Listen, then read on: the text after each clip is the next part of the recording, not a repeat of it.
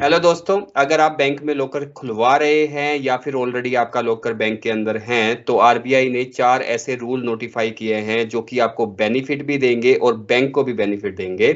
आज हम डिस्कशन करेंगे, अगर आपका जो लॉकर है उसके अंदर कहीं चोरी हो जाती है तो आपके कितना अमाउंट आपका सेफ है, उसके बारे में पूरा डिस्कशन होगा। और इसके बारे में डिटेल में जानेंगे कि अगर बैंक आपको लॉकर नहीं दे रहा है तो आपको उसमें क्या करने की जरूरत है। तो आशीष जी, सबसे पहला क्वेश्चन कि मैं नॉर्मली सबको प्रॉब्लम आती है कि जब वो बैंक के पास जाते हैं लॉकर खुलवाने के लिए तो बैंक बोलता है लॉकर अवेलेबल नहीं है, तो या फिर ज्यादा चार्ज करता है, तो उस केस में हम क्या कर सकते हैं? बिल्कुल, काफी अच्छा टॉपिक चूज किया है विनय जी आज। और अंत तक वीडियो के जुड़े रहे। आज हम ये भी जानेंगे कि आपको कितने समय के अनुसार आपको अपने लॉकर को ऑपरेट कर लेना चाहिए और बैंक के पास क्या राइट रहते हैं। इसके अलावा हम ये भी जानेंगे, जैसा आपने बोला विनय जी, कि कितना सेफ है आपका लॉकर, और अगर चोरी डकैती हो जाती है तो उस केस में आपको बैंक कितने पैसे की गारंटी करती है कि आपके लॉकर में आपके सोना चांदी सब आप रखते हैं। तो सबसे पहले, जैसा आपने पूछा विनय जी, काफी समस्या लोगों को फेस करने के लिए मिलती है कि बैंक उनको लॉकर अलोकेट नहीं करता है, और उसी की ट्रांसपेरेंसी लाने के लिए सबसे पहला जो रूल नया आरबीआई की तरफ से चेंज हुआ है वो यही है कि ट्रांसपेरेंसी बढ़ती जाएगी। अगर आप अपनी एप्लीकेशन बैंक को अपने लॉकर के लिए देते हैं तो उसकी जानकारी साझा करनी पड़ेगी ट्रांसपेरेंट वे से। बैंक को बताना होगा, आपको एक वेटिंग लिस्ट नंबर देना होगा अगर ऑलरेडी वहां पर नहीं है, और उसके बाद आप समय समय पर जाके बैंक से बात कर सकते हैं कि वेटिंग लिस्ट के हिसाब से कितनी वेटिंग लिस्ट क्लियर हो चुकी है, और ब्रांच वाइज आप अपना लॉकर अलॉटमेंट इंफॉर्मेशन जाके पूछ सकते हैं। तो ये एक ट्रांसपेरेंसी के लिए रूल लाया गया है। इसके अलावा, जैसा आपने बात किया, एक और समस्या जो फेस की जाती है वो रहता है कि एक मोटी रकम की टर्म डिपॉजिट बैंक के द्वारा मांगी जाती है। तो उसी के लिए क्लैरिफाई करते हुए आरबीआई ने बोला है कि एग्जिस्टिंग अगर आपके पास लॉकर है तो उस केस में बैंक आपको फोर्स नहीं कर सकता है कि आपको आपकी एफडी लॉकर के साथ एसोसिएट करनी है, नहीं है। तो ऐसा कोई रूल एग्जिस्टिंग यूजर्स के लिए नहीं है। वो चाहें तो अपनी टर्म डिपॉजिट ना रखें, तब भी अपने लॉकर को ऑपरेट कर सकते हैं। पर बिल्कुल, अगर आपको नया लॉकर चाहिए तो बैंक चाहता है तो 3 साल का जो रेंट रहता है लॉकर का, अभी हम डिटेल में जानेंगे कितना रेंट जो है बैंक आपसे चार्ज कर सकता है। तो 3 साल का जो रेंट होता है उसके लिए आपसे एक टर्म डिपॉजिट बिल्कुल मांग सकता है बैंक, क्योंकि बैंक के पास भी ये गारंटी होनी चाहिए कि आप अपने लॉकर का जो रेंट है समय समय पर दे पाएंगे। हालांकि कितने की टर्म डिपॉजिट होगी, कब आप उसको तड़वा सकते हैं, उसके लिए कोई स्पेसिफिक नेसेसरी कंडीशंस नहीं रखी गई हैं। पर बिल्कुल 3 साल का रेंट जो है उसके लिए बैंक आपसे गारंटी मांग सकता है। बहुत बढ़िया आशीष, तो ये तो होगी लॉकर खुलवाने की बात। अगर मैं बात करूं कि सबसे ज्यादा प्रॉब्लम आती है और काफी लोग ये सोचते हैं कि बैंक के अंदर अगर चोरी हो जाए या लॉकर के अंदर कहीं चोरी हो जाए तो मेरा पैसा कितना सेफ है, और बैंक मुझे क्या गारंटी देता है कि लॉकर की सिक्योरिटी कितनी रहेगी? इसको दो पार्ट में डिवाइड करते हैं विनय जी। पहले कि आपका लॉकर कितना सेफ है और आपको कहाँ अपना, किस बैंक ब्रांच में अपना लॉकर खुलवाना चाहिए। सेफ्टी की अगर बात करें, आरबीआई की तरफ से क्लियर किया गया है कि सीसीटीवी फुटेज आपके बैंक लॉकर में होनी चाहिए, 180 दिन का डाटा उसमें सेव होना चाहिए।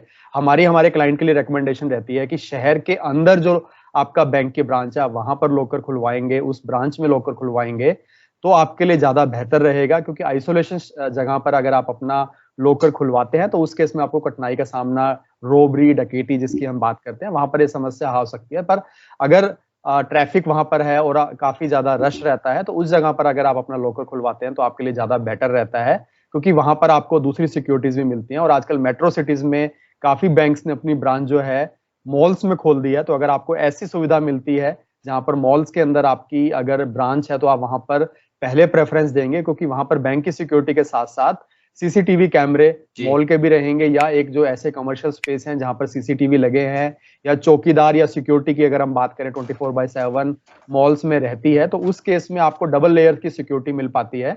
तो फर्स्ट प्रेफरेंस आपकी ये रहेगी। सेफ्टी की बात करें तो बिल्कुल 180 डेज की सीसीटीवी कैमरेज फुटेज के अंदर रखा गया है। एक और रूल चेंज किया गया है कि अगर आपका लॉकर ट्रांसफर होता है या बैंक की ब्रांच ट्रांसफर हो जाती है तो उस केस में कस्टमर को इन्फॉर्म करना जरूरी कर दिया गया है आरबीआई की तरफ से, जो पहले नहीं होता था। आपको बाद में पता लगता था कि आपका लॉकर और आपकी ब्रांच जो है शिफ्ट हो चुकी है, पूरा का पूरा जो लॉकर का रैक होता है वो शिफ्ट हो जाता है, पर यहाँ पर आपको नोटिफाई किया जाएगा। इसके अलावा बात करें कि अगर डकैती हो जाती है, चोरी हो जाती है, तो उस केस में भी आरबीआई ने ध्यान रखा है, जो कि पहले बिल्कुल आपका पैसा गारंटेड नहीं रहता था, अब जो आपका ईयरली जो चार्जेस बैंक आपसे चार्ज करता है, उसकी ईयरली फीस जो लॉकर की ली जाती है उसका 100 टाइम्स, तो जो भी आपकी फीस ईयरली है उसका 100 टाइम्स तक की लायबिलिटी बैंक की रहती है, आपको गारंटी देता है। उसमें चाहे आपका करोड़ रुपए का सामान पड़ा हो, चाहे 500 रुपए का पड़ा हो, आपको जो मैक्सिमम पैसा मिलेगा, हम मैक्सिमम की बात कर रहे हैं यहाँ पे, मैक्सिमम आपको 100 टाइम्स मिलेगा आपके ईयरली रेंट के हिसाब से। इसके अलावा एक और चीज का बैंक के लिए भी ध्यान रखा गया है, अगर कोई एक्ट ऑफ गॉड हो जाते हैं, जैसे भूकंप आ जाता है, फ्लड हो जाता है, या थंडरस्टॉर्म की वजह से बिल्डिंग में नुकसान हो जाता है, तो उस केस में आपको कोई पैसा नहीं दिया जाएगा। तो यहाँ पर रोबरी, थेफ्ट या कोई मिसहैप हो जाता है, जैसे अगर बिल्डिंग में आग लग गई है जो कि एक एक्ट ऑफ गॉड में नहीं आती है, तो उस केस में या बिल्डिंग गिर जाती है कच्ची नींव होने की वजह से, जो एक्ट ऑफ गॉड में नहीं आते, आसपास की अगर जमीन पे कोई इंपैक्ट नहीं आया है, तो उस केस में बिल्कुल 100 टाइम्स आपका पैसा सिक्योर हो जाता है आपकी ईयरली फीस के अकॉर्डिंग। विनय जी, बहुत बढ़िया आशीष। तो अब सबसे इंपॉर्टेंट क्वेश्चन की बात करेंगे कि मैंने लॉकर खुलवा लिया बट मैं विजिट नहीं करता। कई बार ऐसा होता है कि मैंने पैसा रख दिया बट मैं 1 साल या 2 साल तक विजिट नहीं करता। तो अब यहाँ पे क्वेश्चन आता है कि मुझे कितना फ्रिक्वेंटली लॉकर को एक्सेस करना चाहिए और ऑपरेट करना चाहिए। बिल्कुल विनय जी, हमारी एडवाइस क्लाइंट के लिए यही रहती है कि साल में एक बार आपको अपने लॉकर को जरूर ऑपरेट कर लेना चाहिए। बैंक में जाके आपको उसकी एंट्री करवा देनी चाहिए, क्योंकि जैसे ही आप 3 साल तक अगर अपने लॉकर को ऑपरेट नहीं करते हैं तो वो इनएक्टिव मोड में चला जाता है। और आप बैंक से जरूर बात करें कि किस केस में, कुछ बैंक्स में 7 साल की सीमा रखी गई है कि 7 साल के बाद आप अगर बैंक में ऑपरेट नहीं करते हैं लॉकर को, तो उस केस में बैंक चाहे तो वो आपका लॉकर खोल भी सकता है कुछ अधिकारियों की निगरानी में, सीसीटीवी की निगरानी में, और आपको जो भी उसमें अमाउंट, सोना चांदी, जो भी आपके एसेट्स रखे हैं, आपको रिटर्न कर दिए जा सकते हैं। और बिल्कुल उस केस में वो लॉकर है नए यूजर्स को अलोकेट कर दिया जा सकता है, क्योंकि अगर आप ऑपरेट नहीं कर रहे हैं।